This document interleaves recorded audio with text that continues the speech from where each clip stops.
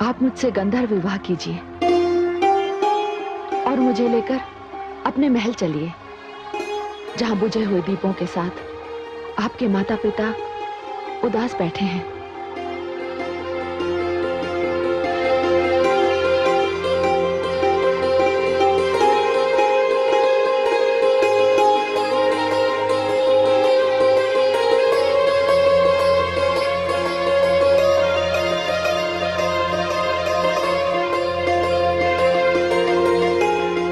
राजकुमारी तुलसी, आपका हाथ जब से इस हाथ में आया है, मैं अपने अंदर एक नई स्फूर्ति, नया साहस, एक नया संकल्प पा रहा हूं। चलिए, मैं आपको अपने माता पिता के पास ले चलता हूं, जहां वे दोनों तथा पिता का वचन मेरी प्रतीक्षा कर रहे हैं। चलिए स्वामी, मुझे अपने संसार में ले चलिए। और आपके माता पिता? स्वामी, कन्या जब पति के घर की ओर चल देती है तो उसके पिछले सारे बंधन, सारे नाते समाप्त हो जाते हैं।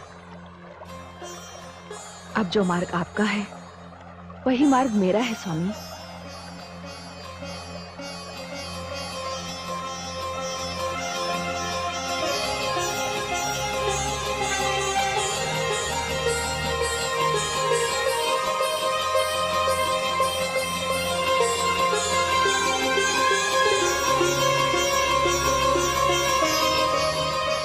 चलिए देवी।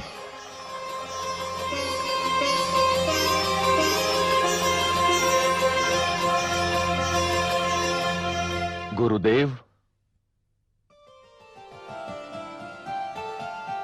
शंखचूड़ पुत्र। प्रणाम गुरुदेव। आयुष्मान भव पुत्र। इनके चरण छूकर आशीर्वाद लीजिए। ये हमारे कुलगुरु शुक्राचार्य हैं।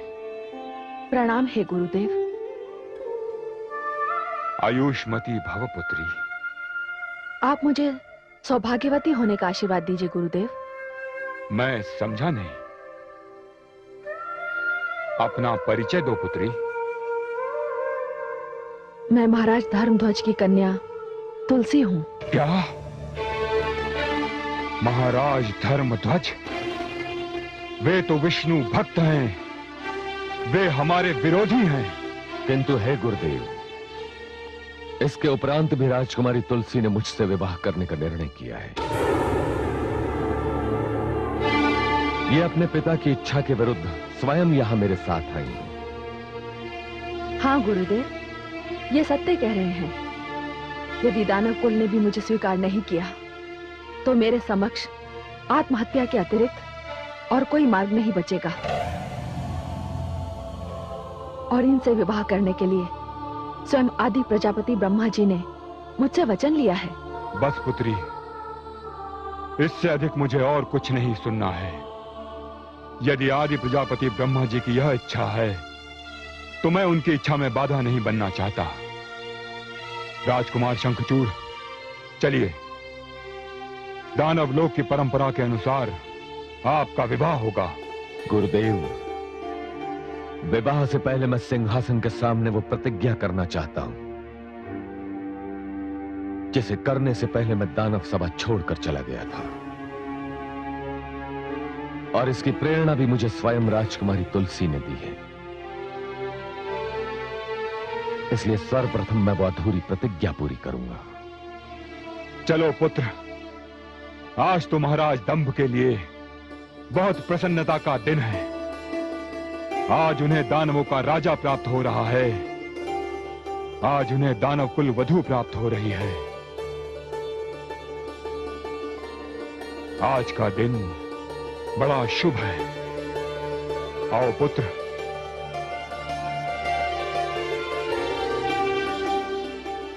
आइए देवी।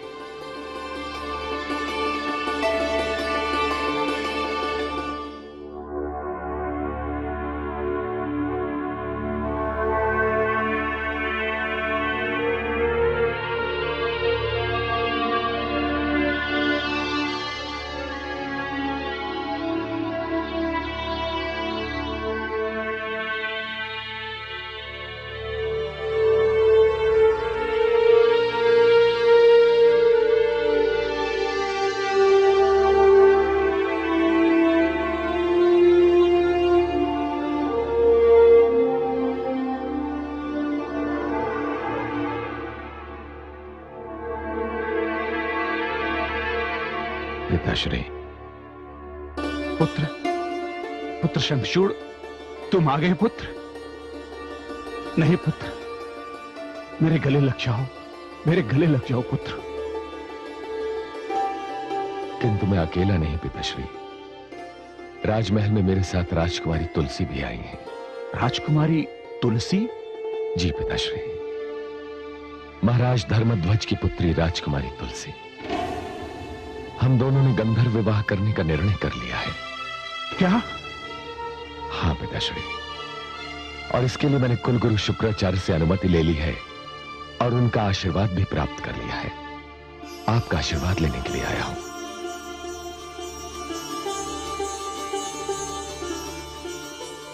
आयुष्मान भव पुत्र, कीर्तिमान भव पुत्र। किंतु इससे पहले मैं अपना वो वचन पूरा करूंगा, वो प्रतिज्ञा पूरी करूंगा जिसे छोड़कर मैं चला गया था। पुत्र, तुम्हारे भीतर ये परिवर्तन देखकर मुझे बड़ी प्रसन्नता हो रही है। पुत्र, तुम तो देवताओं जैसी नैतिकता की बातें करते थे।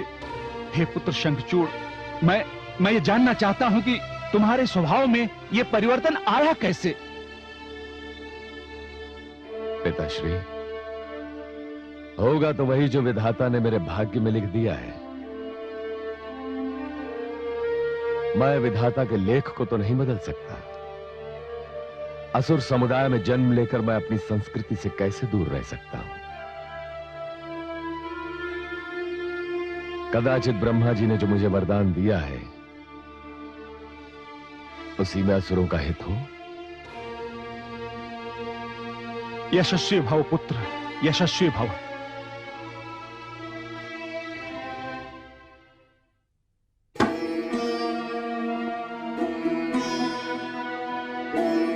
आदरणीय गुरुदेव, पिताश्री एवं समस्त सभासदों,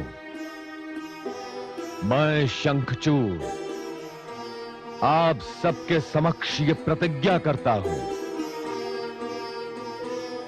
कि पूरी सृष्टि पर दानव राज की स्थापना करूंगा।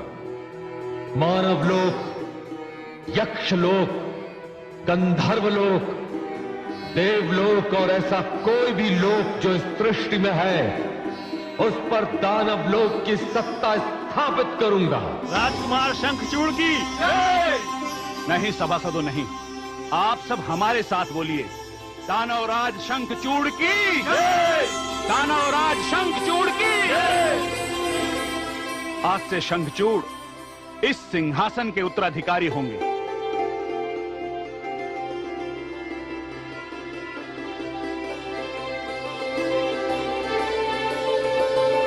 गुरुदेव,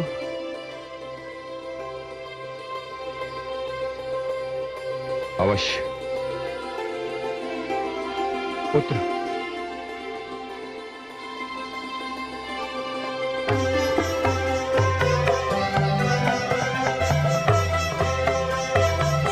दानवराज शंखचूड़ की, दानवराज शंखचूड़ की। यशस्वी भव पुत्र।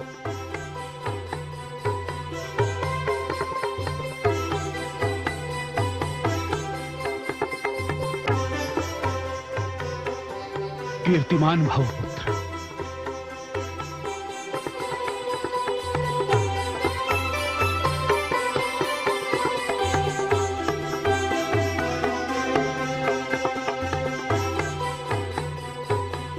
विजयी भव पुत्र। अब आप विधिवत दानवलोक के महाराज हो गए, किंतु एक आवश्यक विधि और पूरी करनी है, और वो विधि है दानवराज शंखचूड़ तथा राजकुमारी तुलसी की विवाह विधि।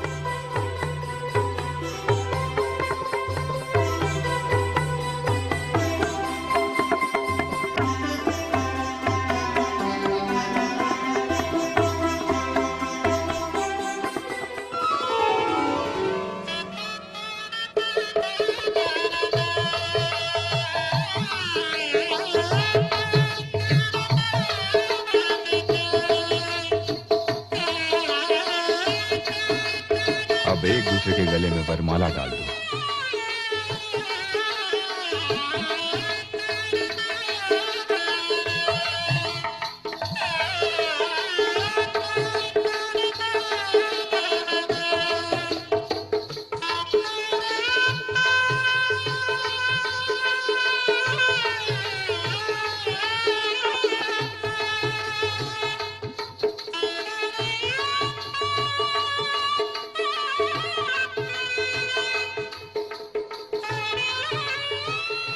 तुम दोनों की समस्त कामनाएं पूर्ण हो।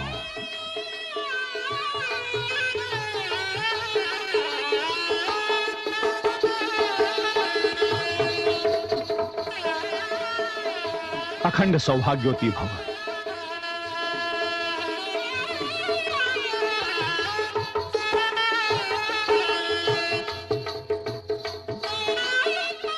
शतपुत्रवती भव।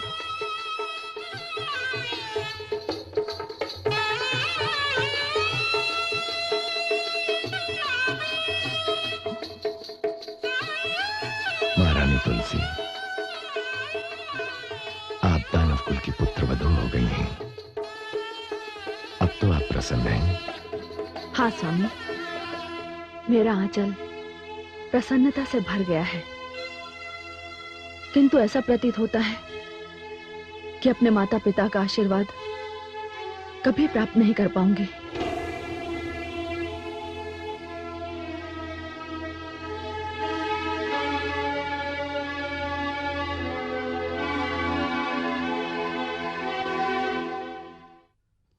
महाराज, हमने राजकुमारी को बहुत ढूंढा, परंतु राजकुमारी का कुछ पता नहीं चला। तुम लोग जाओ। जो आज्ञा महाराज। क्या हुआ महाराज? महारानी, अब तो पुत्री तुलसी को सेना भी ढूंढ ढूंढ के हार चुकी है। यदि हमने उस दिन पुत्री तुलसी को आशीर्वाद दे दिया होता तो ये दिन न देखना पड़ता। महाराज, मेरा भी मन घबरा रहा है। ऐसा लगता है जैसे हमारी पुत्री तुलसी ने निराश होकर कोई अनर्थकारी पग उठा लिया है। नारायण नारायण। प्रणाम देवर्षि।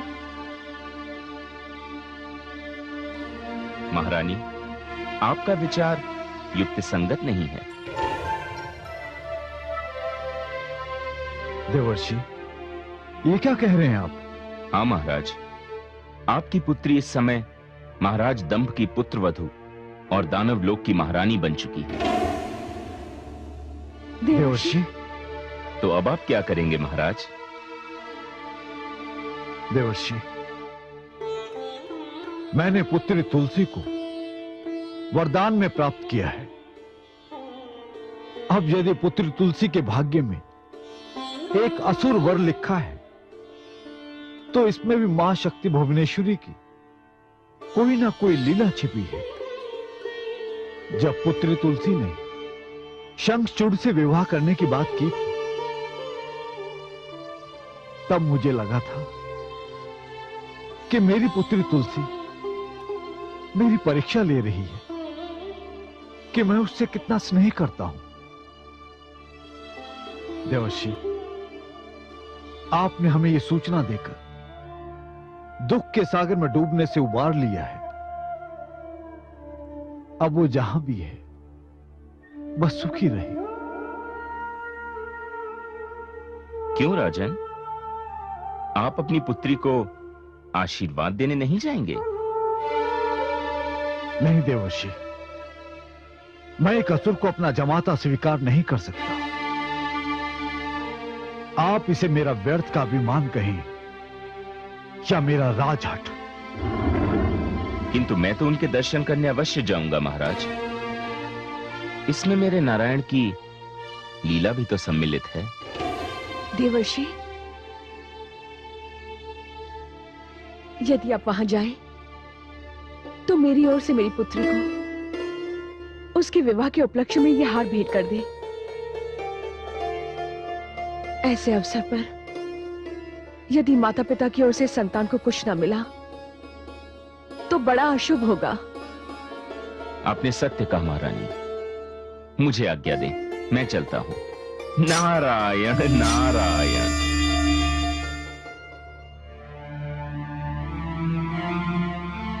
महाराज, पता नहीं आप मेरे इस व्यवहार से प्रसन्न हैं या नहीं, किंतु मैं जानती हूं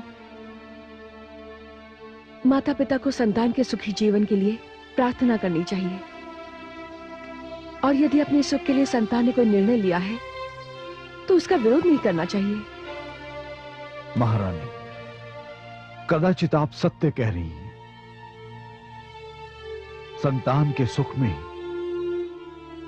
माता पिता को भी अपने सुख का अनुभव करना चाहिए।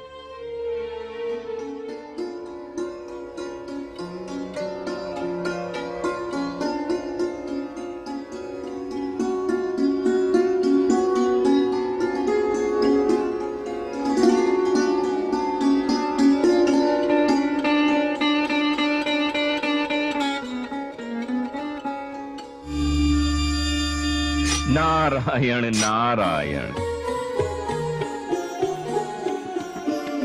प्रणाम हे देवाशी, मैं धन्य हो गई कि आप जैसे व्यक्ति मुझे बधाई देने आए हैं। माते, मेरा और आपका संबंध ही ऐसा है। देवाशी, मेरे पिता भी मुझे ऐसे ही संबोधित करते हैं, किंतु इसका अर्थ कभी समझ नहीं पाई। देवी, उचित समय आने पर आप इसका अर्थ समझ जाएंगी। सर्वप्रथम तो आप ये भेंट स्वीकार करें जो मैं आपकी माताश्री की ओर से लेकर आया हूं। ये भेंट माताश्री ने भेजी है? इसका अर्थ ये हुआ कि उन्हें मेरे विवाह की सूचना मिल गई। हाँ देवी, मैंने ही उन्हें यह सूचना दी है। देवी, मेरे पास समय कम है। इससे पूर्व के दानवराज शंखचूड़ यहां पधारे, मैं आपसे एक निवेदन करना चाहता हूं। आज्ञा दीजिए देवर्षि। देवी, कदाचित आप नहीं जानती कि आज से आने वाले 6 मास आपके पति के लिए अत्यंत कष्टदायक हैं। इन आने वाले 6 मास में आपके पति की मृत्यु की भूमिका लिखी जाएगी। नहीं नहीं देवर्षि, ये आप क्या कह रहे हैं? मैंने आपका क्या बिगाड़ा है जो ऐसे शुभ अवसर पर आप ऐसे अशुभ बात कर रहे हैं? देवी, ये शुभ अवसर अशुभ न हो जाए, इसीलिए तो मैं यहां आया हूं। आज से आने वाले 6 मास तक आपको अपने पति के कल्याण के लिए व्रत करना होगा। 6 मास पश्चात शुक्ल पक्ष की पूर्णिमा के दिन आपको ये व्रत समाप्त करना है। उसके पश्चात आपके पति दानवराज शंखचूड़ सदा के लिए अमर हो जाएंगे।